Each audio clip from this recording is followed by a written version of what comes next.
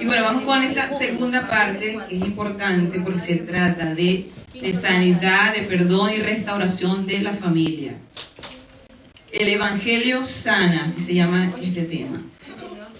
El Evangelio no solo promete llevarnos al cielo algún día, ¿cierto?, sino que transforma la manera en que vivimos en nuestra casa hoy.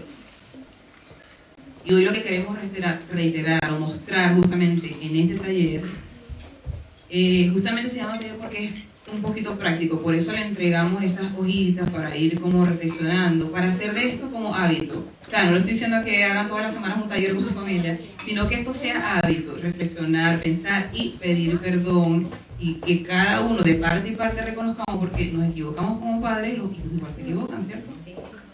Entonces esto como para hacer hábito. Hoy va a ser como un ensayo de esto, de fomentar estos hábitos.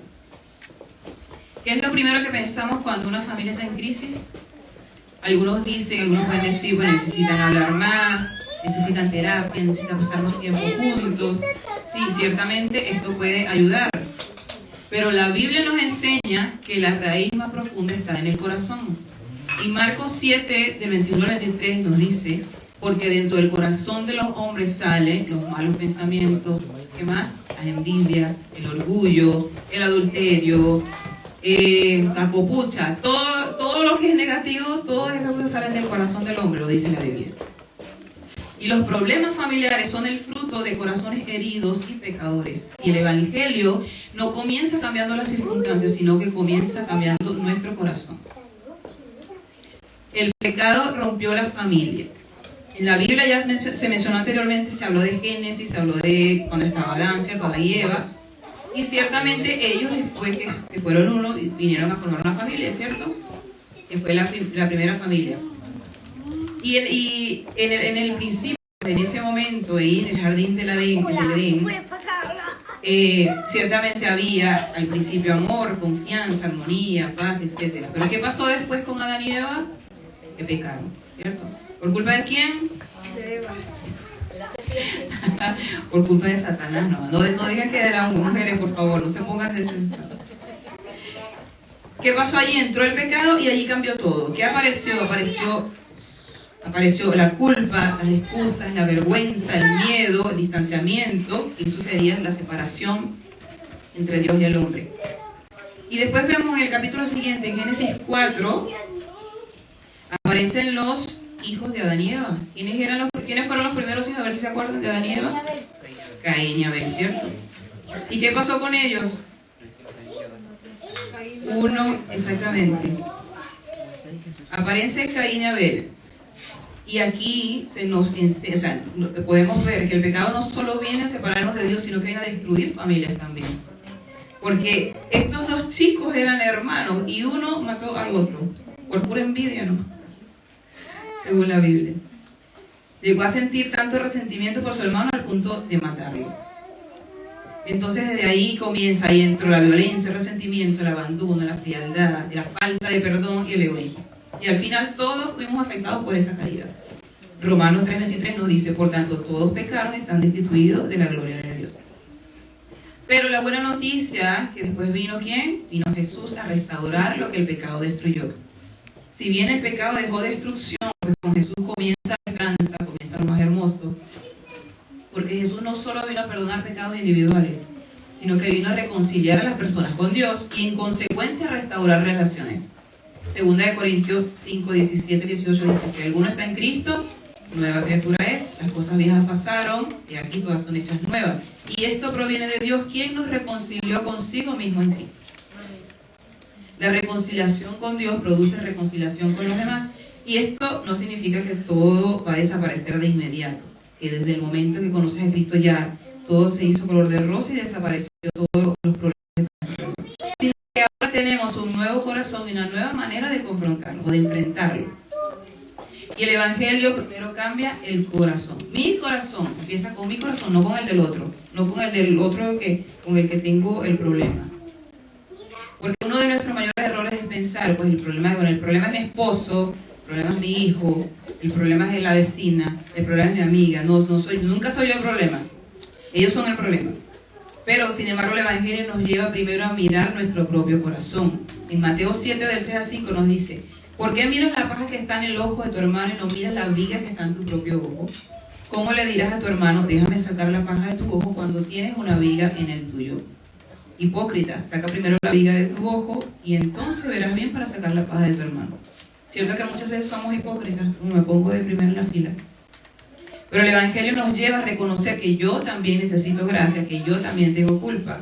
Y cuando todos en casa entendemos esto, ya dejamos de ser jueces y la casa deja de ser como un tribunal de señalamientos, sino que comienza a ser un lugar de gracia.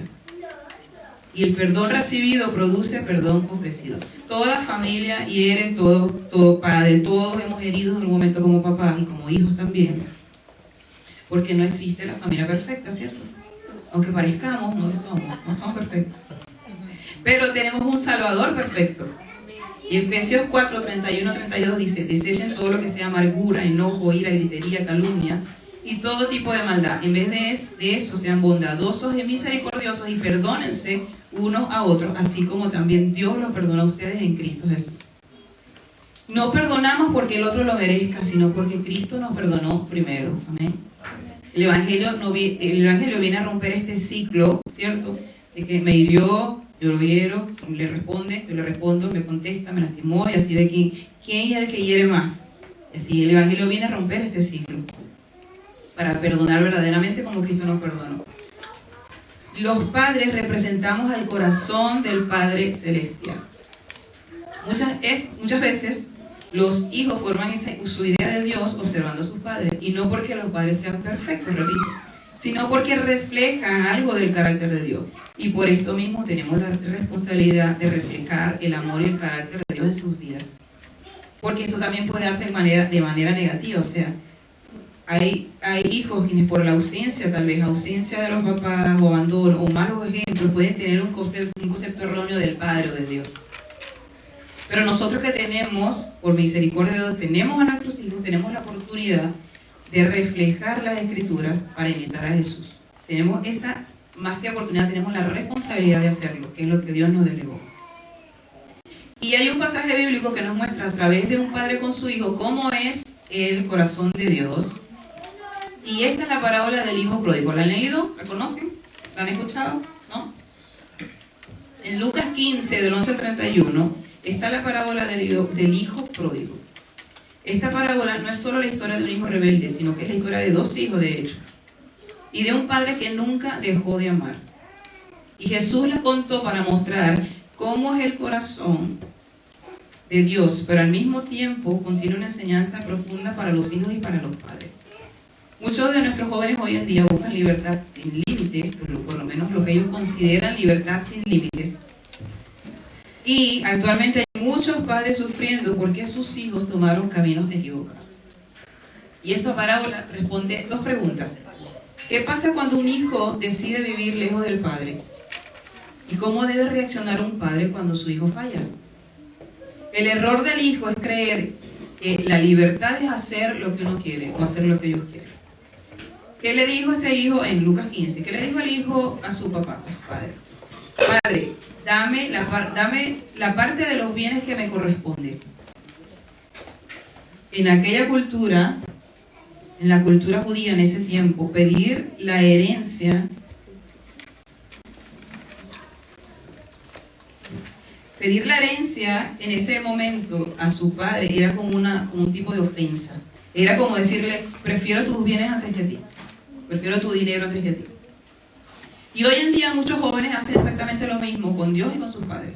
Y no necesariamente porque abandonan físicamente su hogar, sino que abandonan el corazón.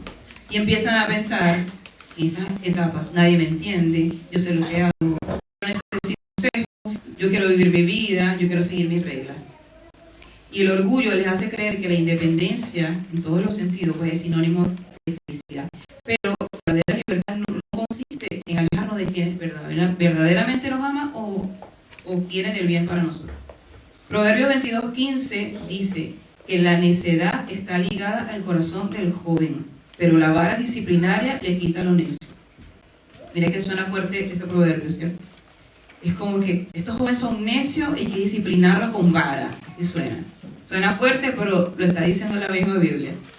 Entonces, este tipo de de versículos, tal vez a ellos no lo entiendan, y no entiendan tal vez cuando la posición del padre cuando debe disciplinar, porque ellos en su, por decirlo de esa manera, su inmadurez inherente a la edad, tal vez no ven los errores y no ven que hay necedad en su corazón, que están influenciados. Jóvenes, para ustedes, no todo consejo que quiere darte tu padre, tu papá, llámese papá, mamá, tiene la intención de controlarte. Muchas veces intenta evitarte lágrimas que nosotros ya derramamos y evitarte sufrimientos que ya nosotros vivimos. La experiencia de un padre puede ahorrarte años de dolor. El pecado siempre se va a mostrar atractivo para ti, o sea, para los jóvenes, para todos. Y te va a prometer más de lo que te puede dar. Y continúa en la parábola del hijo pródigo. Lucas 15:13 dice: unos días después el hijo menor juntó todas sus cosas y se fue lejos, a una provincia apartada. Y allí dilapidó sus bienes llevando una vida disipada. O sea, malbarató toda su herencia. Este hijo se fue a un lugar lejos de su padre. Pero esto no fue solo un viaje geográfico, físico, sino también un viaje espiritual o emocional. Y mientras tuvo ese dinero, la herencia que le dio su padre, estuvo rodeado de muchos amigos. Pero cuando el dinero se le terminó, también se le terminaron los amigos. Y normalmente esto sucede, o el mundo te acompaña cuando tienes algo que ofrecer. O sea, que vales más que por lo que tú eres. Que por el dinero que tienes, que por el auto, que por las posesiones, que por los títulos, que porque eres popular en el colegio. En el mundo, tu valor te lo puede dar eso, el éxito, el reconocimiento, etc. Pero el amor verdadero permanece incluso cuando ya no tienes nada que ofrecer. El pecado te ofrece placer inmediato, independencia, diversión, éxito rápido. Pero al final, ¿qué deja? Deja vacío, culpa, soledad, esclavitud.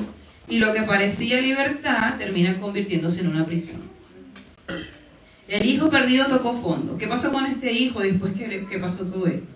Cuando se vio en medio del caos y de la miseria, dice Lucas 15:17, finalmente recapacitó y dijo: ¿cuántos jornaleros en la casa de mi padre tienen pan en abundancia y yo aquí estoy muriéndome de hambre?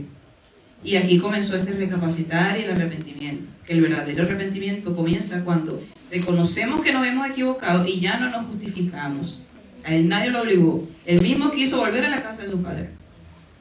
Y así muchos jóvenes quieren cambiar sus circunstancias, pero no quieren cambiar su corazón. El verdadero arrepentimiento no culpa a otros. Él no dijo, este joven no dijo: mis amigos me engañaron, fue culpa de mi papá, me robaron el dinero, la sociedad me dañó. No, sino que dijo: he pecado contra el cielo y contra ti. Dijo: contra el cielo y contra ti. O sea, sabía que le había fallado a Dios y le falló a su papá. Porque de su papá había recibido instrucciones, ¿cierto? Él ya tenía conocimiento y aún así rechazó las instrucciones de su padre, rechazó a su padre y pecó contra Dios y contra su padre. Pero él asumió su responsabilidad. ¿Qué pasó después que recapacitó? Pues se arrepintió y se devolvió a la casa de su padre. Y aquí el padre representa el amor de Dios y el amor que todo padre debería procurar tener por sus hijos. Mientras que el hijo aún estaba lejos, el padre lo vio. Eso significa que seguía esperándolo. Él no dejó de ser su padre cuando el hijo dejó de comportarse como hijo. Y esto aquí tiene un mensaje poderoso y maravilloso al mismo tiempo. Porque los errores pueden romper la comunión, pero no destruyen el amor verdadero. Y el padre aquí hizo 3 cosas. Corrió hacia él, lo abrazó y lo besó cuando vio que su hijo venía de vuelta. No esperó ni le pidió tampoco una explicación perfecta. Lo recibió con misericordia. Y así es Dios, así es su amor incondicional, y no deja de amarte ni aun cuando nosotros le rechazamos. Los papás, ¿ustedes aman a sus hijos solo cuando le obedecen? ¿No es cierto? Provoca así caerles a palos y dar su merecido, pero no dejamos nunca de amarlos, ¿cierto? Sin embargo, lamentablemente sí existen papás, yo sé que no son estos papás, no son los de iglesia, existen papás que condicionan el amor de sus hijos por obediencia, o por logros, o por expectativas de sus papás. Pero el amor bíblico, el amor que viene de Dios, del Padre misericordioso, permanece incluso cuando el hijo falla. Esto no significa, esto no significa probar el pecado, no significa, sino que significa no dejar de amar nunca, incluso cuando peca. No es aprobar el pecado. Hay una diferencia entre aceptar el pecado y aceptar al hijo. Y cuando por fin llegó el hijo a la casa de su padre, ¿qué hizo el padre? A ver si recuerdan. ¿Qué más hizo? Eso, celebró. Sí, pero eso todavía no. Cálmate. Celebró que su hijo volvió. Y su hijo solo quería volver como siervo, porque cuando él estaba allá le dijo, por lo menos con los jornaleros, voy a comer con los cerdos, algo, pero no tenía ya nada que comer. Sin embargo, ¿por qué? Porque no se sentía digno. Sin embargo, el padre lo recibió como lo que era, como su hijo, porque nunca dejó de ser su hijo. Y siempre estuvo esperándolo, sin importar qué. ¿Y qué le dio su padre? Le dio vestidos nuevos. Es decir, que esto significa que restauró su ser y su dignidad. Le puso un anillo que simboliza identidad, compromiso y autoridad. Y le puso sandalias, que era lo que usaban los hijos, porque los esclavos, los servidores en ese tiempo no estaban descalzos. Y eran los hijos los que usaban las sandalias, el calzado. Y un banquete que simboliza la alegría del reencuentro. Y ahora viene el otro personaje, recuerdan que había un hijo mayor, ¿cierto? Y este otro personaje también es digno de estudiar, porque también podemos ser un hijo lejos del padre, pero sin distanciarnos físicamente. El hijo mayor nunca abandonó la casa, pero su corazón estaba tan lejos como el de su hermano. Era obediente, trabajador, se quedó acompañando a su padre, responsable aparentemente, pero estaba lleno de orgullo, de resentimiento, de envidia y falta de compasión. Y así somos nosotros muchas veces. Tanto jóvenes como padres a veces somos así. Venimos a la iglesia, cumplimos con una rutina, parecemos correctos por fuera, pero por dentro estamos llenos de amargura, de resentimiento o de envidia contra nuestro hermano. Entonces la cercanía física con Dios o con las cosas de Dios no siempre significa intimidad con Él. Y lo mismo puede suceder en casa. El abrazo que sostiene el hogar. Colosenses 3:14 dice, y sobre todas estas cosas vestidos de amor, que es el vínculo perfecto. Y 1 Corintios 13:11 dice, ahora permanece en la fe, la esperanza y el amor, pero el mayor de ellos, el mayor de todos, es el amor. El amor como ambiente del discipulado. La Biblia, además de oración y disciplina, coloca el amor como el lazo que une todas las virtudes. En la casa puede haber reglas, normas, actividades, pero si el amor del Señor no llena el ambiente, el altar familiar va a perder fuerza. Y el Evangelio no nos enseña que Dios nos abrazó cuando éramos perfectos, sino todo lo contrario, cuando éramos pecadores. Y ese mismo amor debe reflejarse en nuestra familia. Discipular no se reduce solamente a enseñar versículos bíblicos o hacer un devocional. ¿Por qué? Porque los hijos, así como dijeron anteriormente, lo dijo Dan y lo dijo John, los hijos aprenden más de lo que viven que de lo que escuchan. Entonces, nosotros debemos ser ejemplos como discipuladores.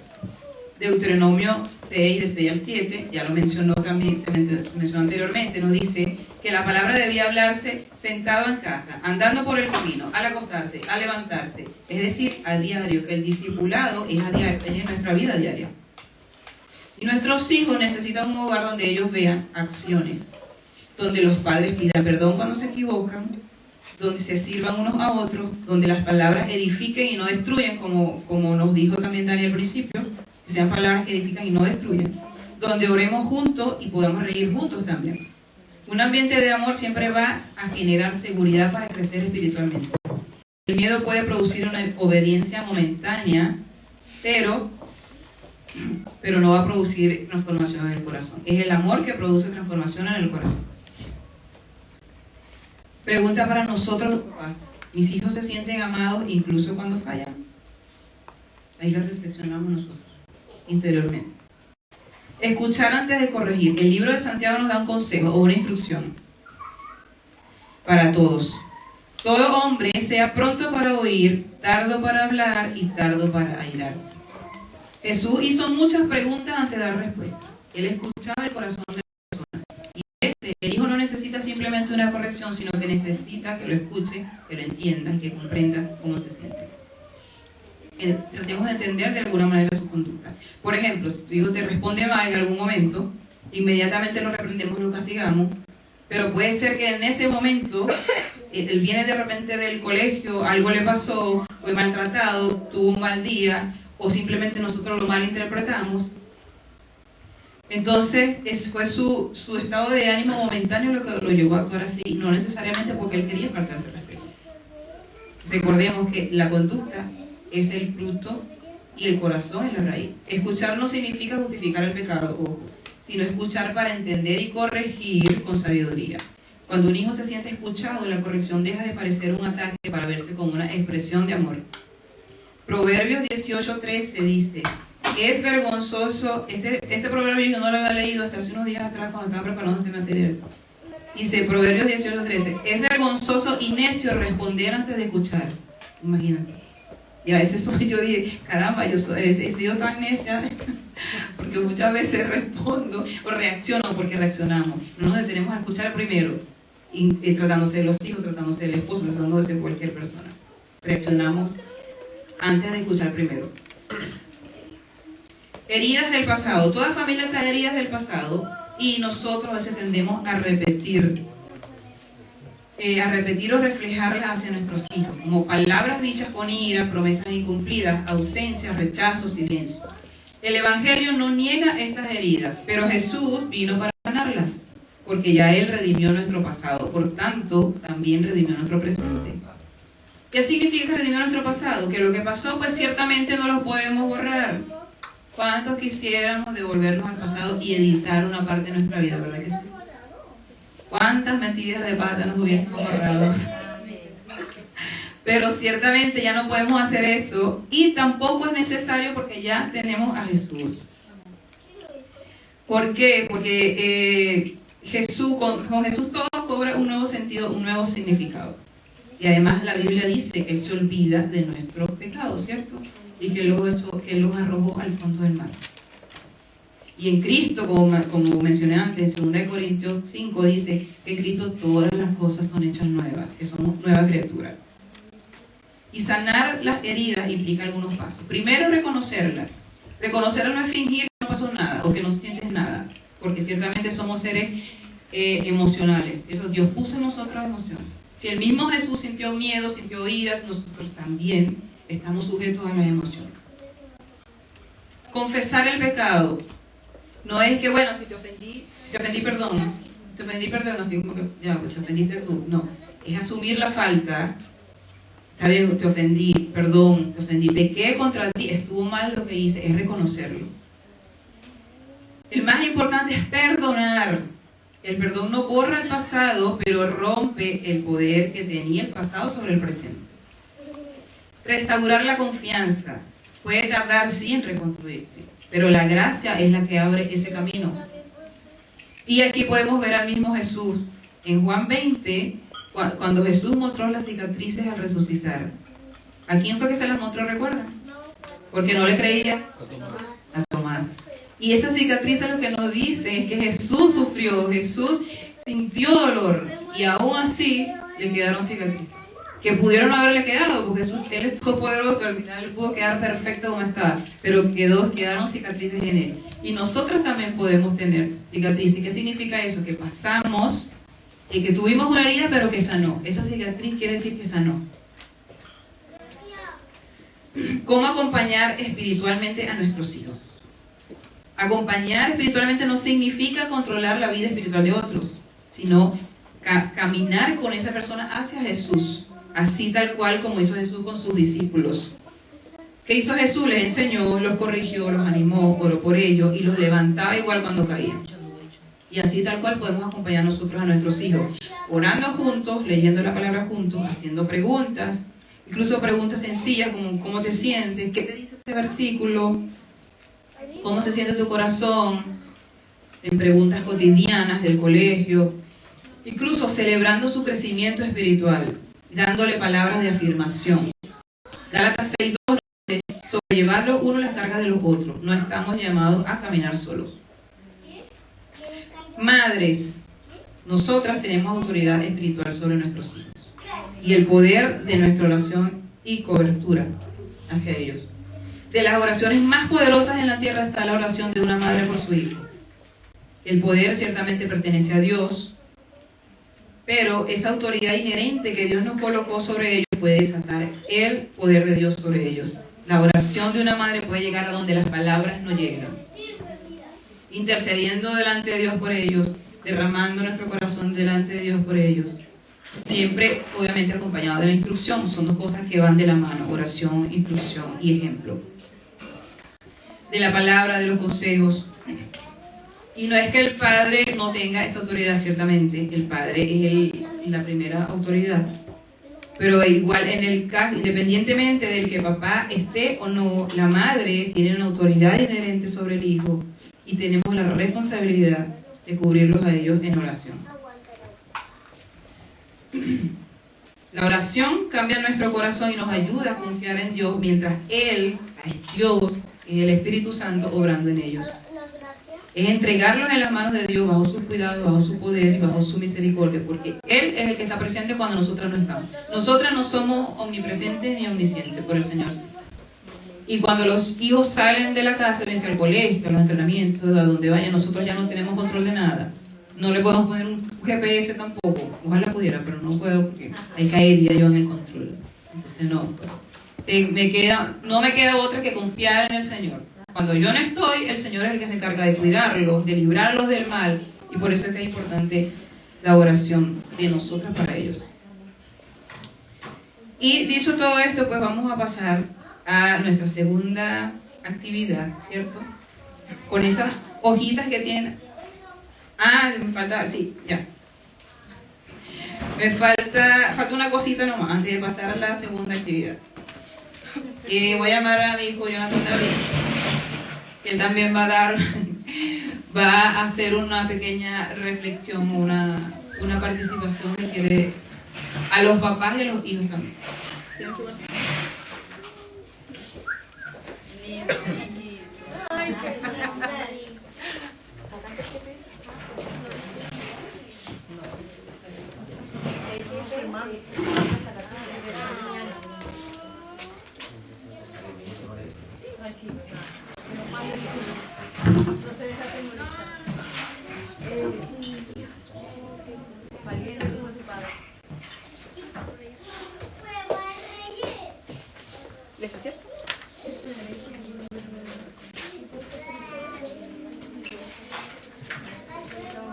Bueno, voy a leer una carta que relata, ¿cierto?, mi experiencia con los discipulados en casa. Todo comenzó cuando empezamos a hacer los discipulados en casa. Desde ese momento me comprometí más con el Señor y me di cuenta de lo afortunado que soy por conocerle y poder servirle. Y me gustaría que ustedes también puedan tener esta experiencia, todos reunidos en casa, en familia, hablando del Creador. He aprendido muchas cosas que les aseguro jamás hubiera aprendido solamente yendo a la iglesia o leyendo solo la Biblia. Cosas que a lo mejor parecen simples u obvias, pero son fundamentales en la vida de un cristiano, tales como la soberanía de Dios, el nacer de nuevo, la fe, la vida eterna, etc. Pero lo mejor que me ha pasado fue conocerle y entregar mi vida a Él, cosa que llegué gracias a los discipulados.